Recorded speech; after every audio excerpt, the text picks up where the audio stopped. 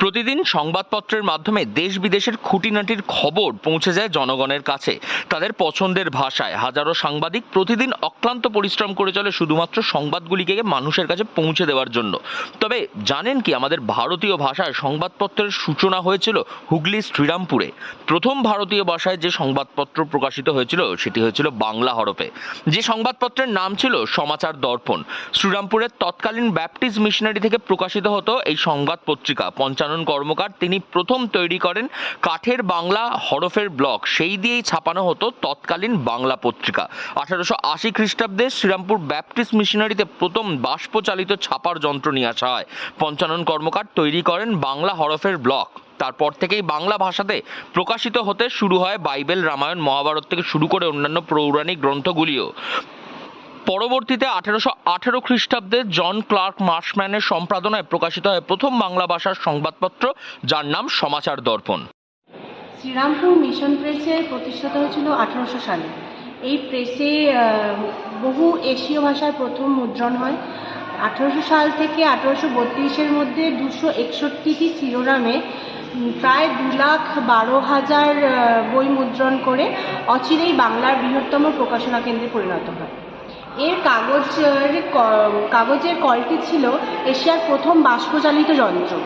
তারপর ছাপাখানায় এখানকার স্থানীয় মুসলিম, খ্রিস্টান এবং বিভিন্ন হিন্দুদের নিযুক্ত করা হয়। এদের মধ্যে অন্যতম ছিলেন পঞ্চানন কর্মকার। তারপরে বিভিন্ন রকম এই ছাপাখানা থেকে বিভিন্ন রকম অসমিয়া, বালুরচি, বার্মা, চীন, কাশ্মীরি, গাড়োয়ালি এবং বিভিন্ন ভাষার মধ্যে প্রায় 48টি ভাষার মুদ্রণ ও প্রকাশনা হয়েছিল। পঞ্চানন কর্মকার, যিনি তার মৃত্যু হয়েছিল 1804 সালে, তিনি প্রথম বাংলার বিচল হরফ তৈরি করেন। তারপর হয়েছিল এবং তর্জমা এবং সম্পাদনার কাজেও তিনি নিযুক্ত ছিলেন। আর তার আরেকজনের নাম না বললেই নয়, গঙ্গা কিশোর ভট্টাচার্য। তিনি শ্রীরামপুর মিশন প্রেসে প্রথম কম্পোজিটর হিসাবে ছিলেন এবং কম্পোজিশনের ট্রেনিংও তিনি পান। তিনি কলকাতায় চলে যান, প্রথমে বাংলা পুস্তক প্রকাশক এবং বাংলা পুস্তক বিক্রেতা হিসাবে সংবাদপত্রে সম্পাদক হয়। 1818 খ্রিস্টাব্দে মাসিক 1 টাকা মূল্যে প্রথম প্রকাশিত হয় এই সমাচার দর্পণ। এখানে স্থান পেত ঐতিহাসিক, ভৌগোলিক মতবাদ, বৈজ্ঞানিক ভিত্তিক প্রতিবেদন ও অন্যান্য কিছু। এই পত্রিকা ছিল সাপ্তাহিক। 1818 23 মে প্রথম প্রকাশিত হয় সমাচার দর্পণ, যার সম্পাদক ছিলেন জন ক্লার্ক মার্শম্যান। কিন্তু তিনি ছিলেন নামে মাত্র সম্পাদক। বাঙালি পণ্ডিতরাই আসলে এই সমস্ত কিছুতে লেখালেখি করতেন। এখানে হিন্দু এবং খ্রিস্টান ধর্মের মতবাদের প্রতি পক্ষপাত দেখানো হতো। পরবর্তীতে এই পত্রিকা সপ্তাহে 2 বার করে প্রকাশিত হতে থাকে। সেই আমলে এই পত্রিকা প্রগতিশীল পত্রিকা হিসেবে বিশেষ পরিচিতি লাভ করেছিল। 1841 খ্রিস্টাব্দ পর্যন্ত এই পত্রিকা সাপ্তাহিক রূপে প্রকাশিত হতে থাকে। তবে পরের কয়েকবারে এই পত্রিকা পুনর্প্রকাশিত হয়েছিল। এই বিষয়ে জানার জন্য আমরা পৌঁছেছিলাম শ্রীরামপুর কলেজের লাইব্রেরিয়ান তথা নিউজিল্যান্ডের নিবাসী মিস্টার পিটারের কাছে, যিনি বহু বছর ধরে এই বিষয়ে চর্চা করে আসছেন। কি জানিয়েছেন মিস্টার পিটার এই বিষয়ে, শুনুন তার থেকে। One that is regarded as the first attempt to provide something like a news bulletin. I wouldn't call it a newspaper, a news bulletin.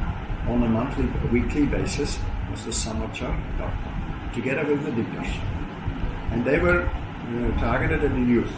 So they took articles of general interest, not non-religious, magnetism, Italy, history, historical, scientific things, so that young people could learn. And that ran for a number of years until other publications from other publishers took over and it was no longer viable.